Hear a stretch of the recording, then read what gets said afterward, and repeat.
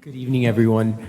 I'm Raul Rubio from John Jay College, and Mauricio Font, our director, has asked me to moderate tonight. We have all three of us are Cuba fellows at the Cuba Project, and so it is my pleasure to share this discussion and question session with Julie Skursky and Mario Gonzalez Corso, my colleagues.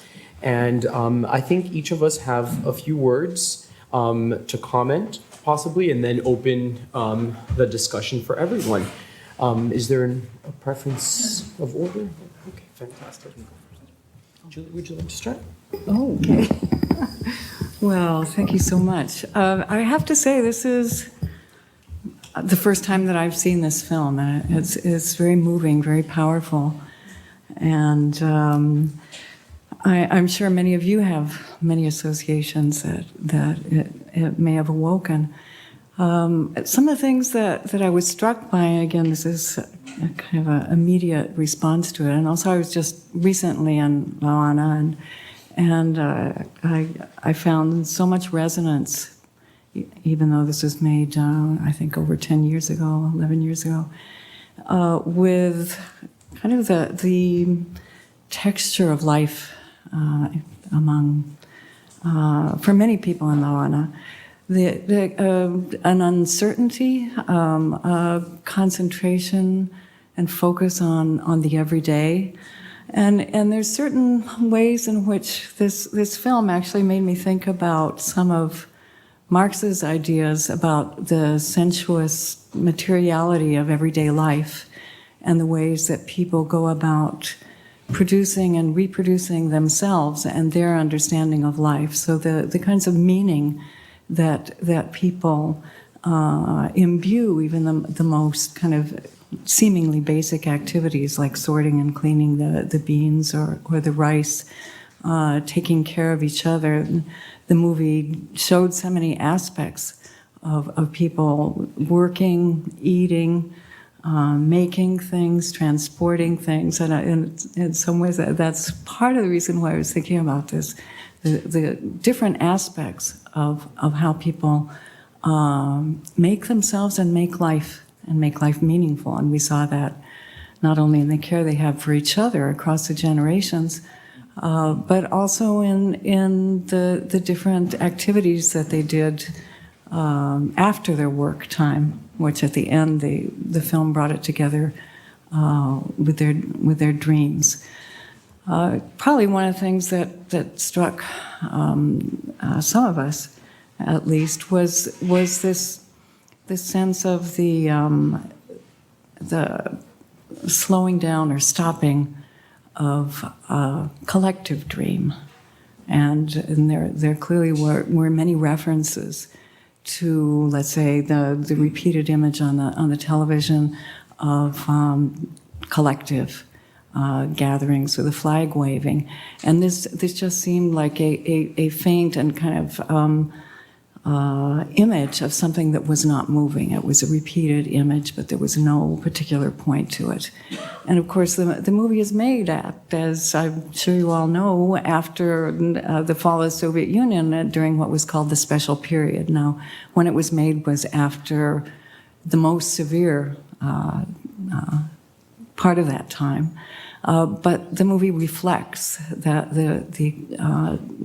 the limitations and that were kind of placed on people and all kinds of sense of possibility, and also I think the ceasing practically of meaningful forms of mobilization and collective mobilization in which there was a sense of direction collectively. So it seemed to me that a lot of the movie was reflecting that, the ways in which people's expectations and sense of connectedness had perhaps become more narrowed down. And there was a striking absence of imagery of the revolution, except for a couple of images of Fidel and Che in people's bedrooms, and then this kind of ironic sign, Revolución, that was shown a couple of times. I wonder what other people think about the use of music. I found it very, very striking, and not something that I fully understood why it was done that way. One of the things that I thought was very interesting was the music of everyday life, the sounds of ordinary activities, which is, of course, so different from how life is lived in cities and in this country now, where people are in many ways disconnected from the sounds of everyday life, whether it's through electronics or being shut off in our air-conditioned offices. And it's this kind of circulation of the sounds and the noises are also part of the way that people are aware of what others are doing, what everybody is doing, and at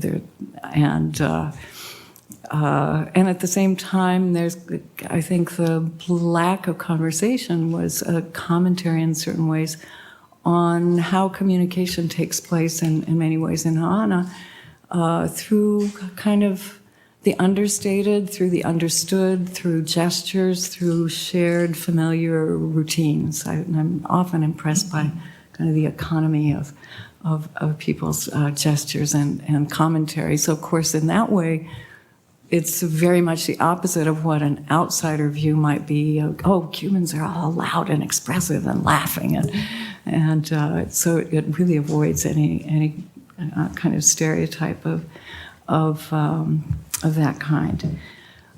Some of the things about the music, identifiably more Cuban music came in towards the end. Obviously, for a long time at the beginning, there was more the this kind of suite, which is not directly identifiable with Cuban music. And towards the end, there were very nostalgic boleros, and then also at one point, the very elderly lady, when she was watching television, they played a song of, I'm sure many of you recognized him, Silvio Rodriguez was playing the guitar, and which I took as also a commentary on the period, because Silvio has been for quite some time kind of an icon in Cuba and around Latin America, and singing protest songs and such. But during an earlier period, he was actually really pretty seriously repressed and was not allowed to sing, and he was censored. So there's his commentary on, well, people who had been suppressed or censored I can think of a whole number of cases, are now able to publish, to perform, but then again, it's in a context of a very different society. And I'll just sort of wind up my comments with, I'm sure other people it was very evident, the theme of John Lennon in the park, the statue of John Lennon, and of course the figure of him as the dreamer, which also ties in with people's dreams, the figures who were introduced. But as some of you may know, during the 1970s, the Beatles' music was actively prohibited, and people could be arrested if they listened to it. And it was regarded as imperialist music. So it's also one of the things that is striking how things have changed, that when that statue of John Lennon was placed there, and by the way, the reason there's a guard there, which is one of these kind of crazy, non-productive kinds of work, is that his glasses have been stolen many times from that statue. So there's, even in the midst of a downpour, there's somebody has to watch it. But so sometime in the mid-90s, I don't know the year, Fidel even went there to that park. I think it was when they inaugurated that statue. And he said, well, now I understand. There was a little bit, I think, of acknowledgement that in earlier times, John Lennon had not been somebody who was favored. And Fidel said, well, I'm also a dreamer. So this is kind of an ironic term. But I'm sure everybody, I know that both of you do, and everybody else, I'm sure, has lots of comments. Thank you very much, Julie. So, Mario. Okay, so thank you, Raul, for moderating. I'm Mario Gonzalez Corso. I'm also a fellow at the Cuba Project. I'm a professor of economics at Lehman College.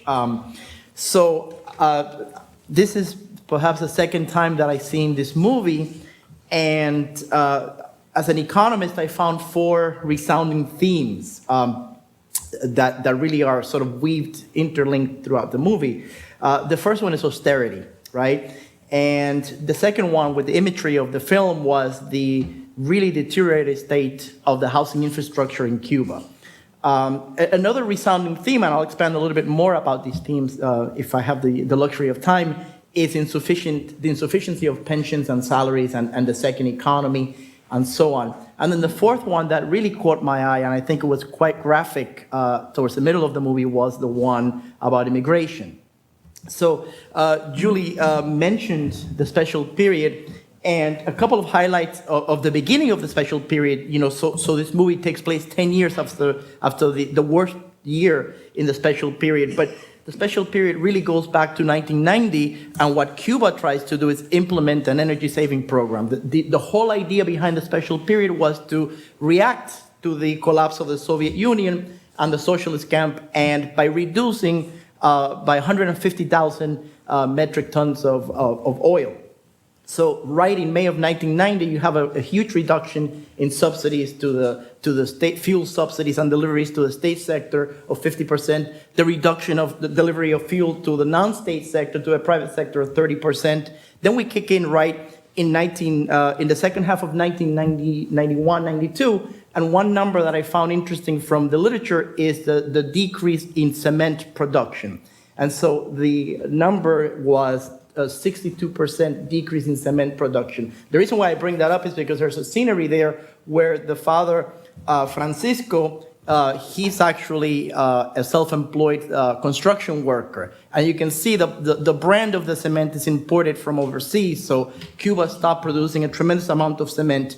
That accumulates after 1990, 1991, and then by 2003, when this film is filmed or when it's created, you can see the state of the infrastructure, the private housing infrastructure. We have to think about the impact on Cuba, and I know many times here at the Billner Center we talked about this, but just to refresh our memory with some numbers. Leave it to an economist, right, to talk about numbers and look at this film with numbers.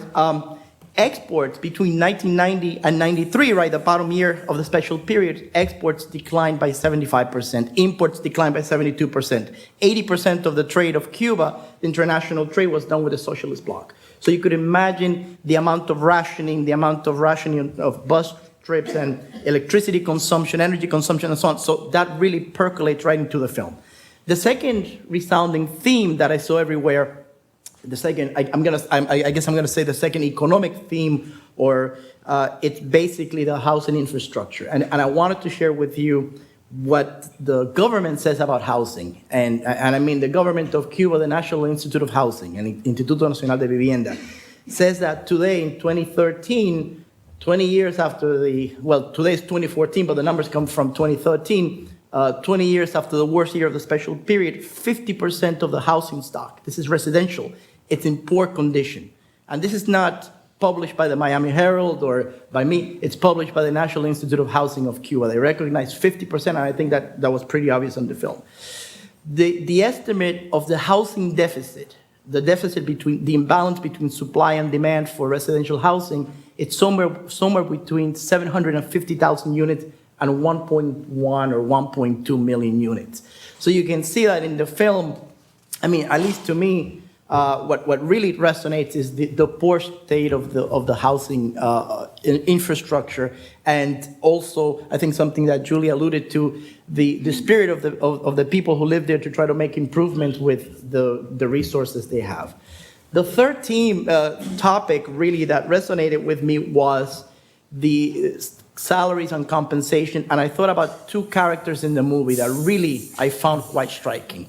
And one of them, of course, is Amanda, the 79-year-old woman who was a retired textile worker and who sells what we call in Cuba curruchos de maní, or I don't know, in English, the peanuts, right, packages and so on. So she goes around and sells these things and makes a living. And then there's a section, right, where they show her at nighttime putting together, So automatically I was thinking about production cost and the will to survive of this person economically to supplement her pensions. Just to give you a number today, in terms of purchasing power parity, right? The purchasing power of a typical Cuban pension today, it's about 30% of what it was in 1989, 1990. So hence today you have the explosion of self-employment and of course the regulations have changed and so on. But I found that very striking. And I also found, of course, the father, Francisco, and at the end they tell you in the caption he was an architect and he stopped doing that to make, to make sure that his son doesn't lack anything. The other character that really caught my eye was, excuse my voice, Juan Carlos, right, the doctor. 37 years old, torn between there's an image in the film where he's actually riding a bicycle out of his workplace.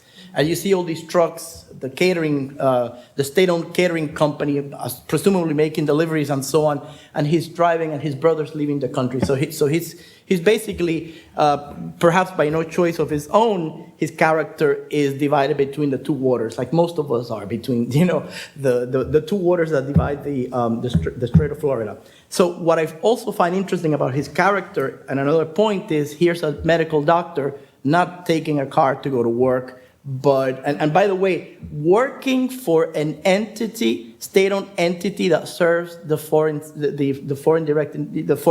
the tourism sector. So I presume he gets paid, or part of his compensation. I know for a fact, even back in 2003, 2003 he was paid in US dollars. A portion of his salary came in US dollars, a meager portion. Now somebody like that would be paid in cooks, in convertible pesos. But what I found striking was the fact that he supplemented his income, and this is something that I'm presuming, although the caption says he's doing it because he wants to be an actor, but it's clear that in Cuba you have all these major distortions where you have highly qualified workforce that has to rely on secondary market employment to supplement their incomes. And again, it's not so much about the real, the nominal value of the incomes or the salaries that are paid by the state sector, but the real purchasing power, which has been reduced quite dramatically since 1989. And just to conclude, the fourth common denominator in terms of themes related to economics or to the Cuban economy, which is really my field of expertise, it's one that I have a lot of interest, which is immigration, right? And I think the message, or at least my reading of the message, is that immigration in this film is presented as the way that many Cubans see it, as an alternative to solve their problems, as a way to fix their problems and so on.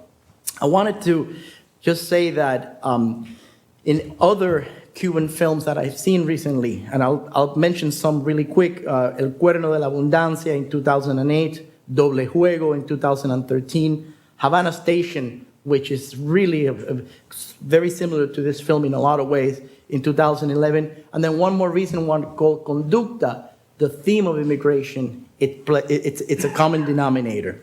So immigration remains for Cubans and for primarily U.S.-Cuban relations, and for the self-definition of the Cuban process after 1959, a very significant issue. And I think one thing that we find in the special period, particularly that wasn't common before the special period, is how so many filmmakers in Cuba and abroad bring this topic. Sometimes they bring it forward right up front in a very explicit way, like this movie, or sometimes in a very implicit way, as they did in Conducta, which I highly recommend watching or viewing. So those are the four resounding themes: austerity, the really worsening of the housing stock since the special period.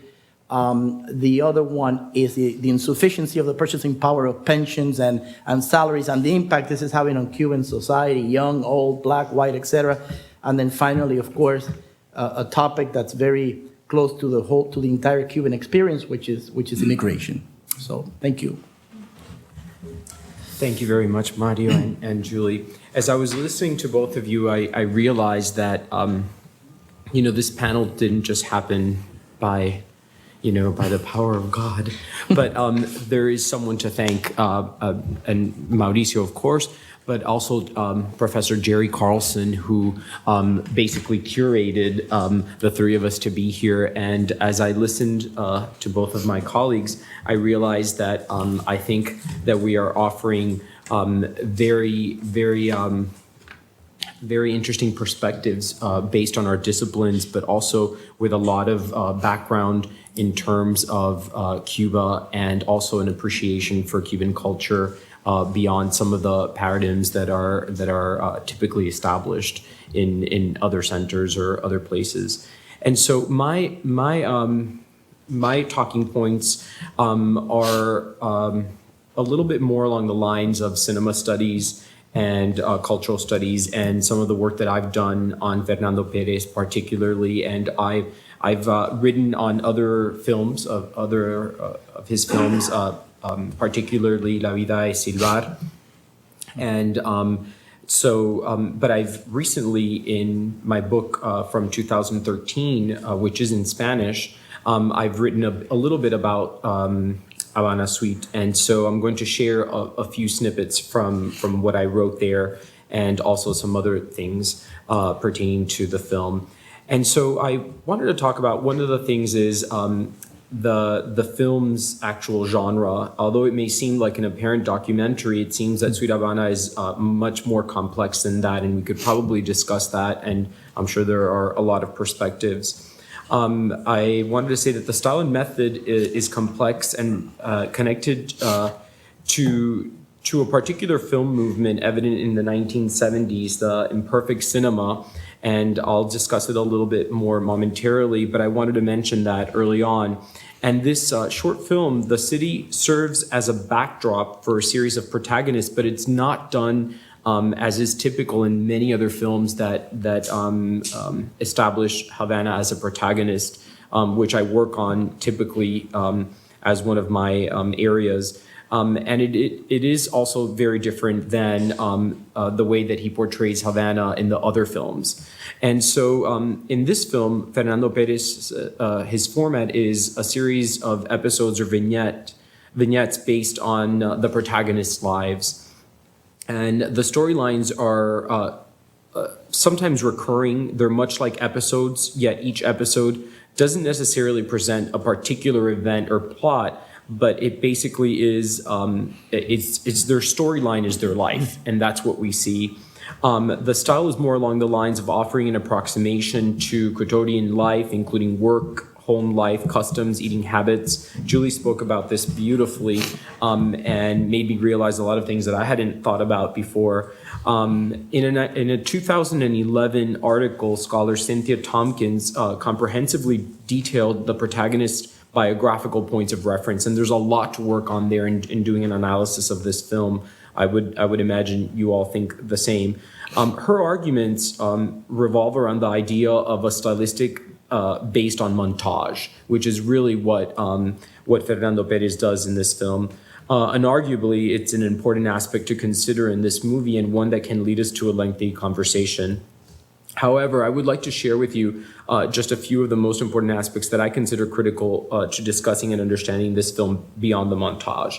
First is that one particular and hugely noticeable aspect of this film is that the cast of characters in this film carry on in silence, really. I mean, we do hear voices of mothers screaming at children, or or advising Francisquito that his dad is home or has just arrived. In the moment when there's a visitor, one of our characters goes to have her cards read. We hear a conversation that is really not understandable except for certain words, and Fernando Perez plays a lot with this throughout the film.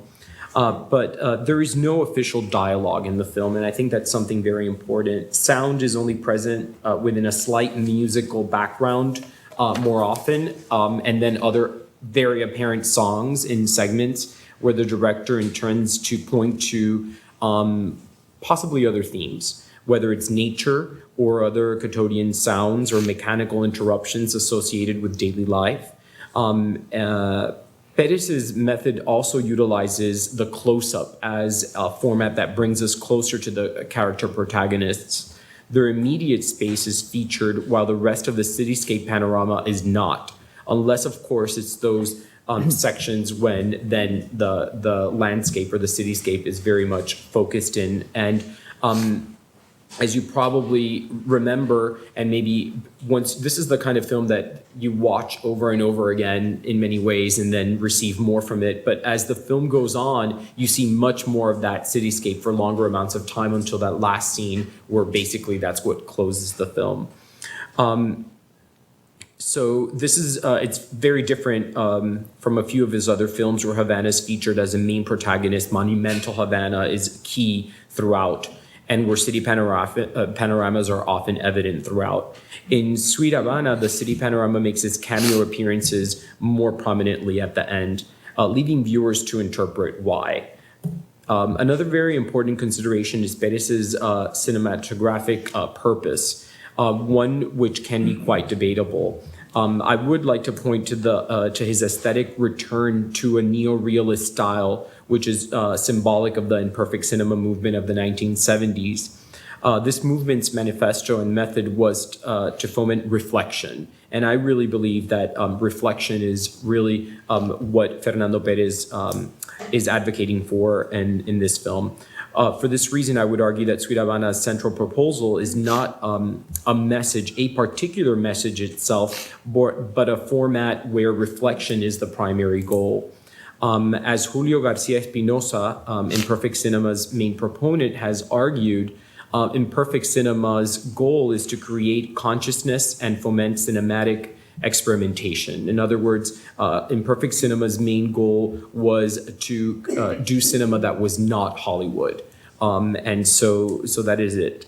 In other words, it is method over message, or I would like to correct and say method over a particular message, even though messages are possibly being interpreted by many of us as we're seeing all these different images. And that's it. Thank you.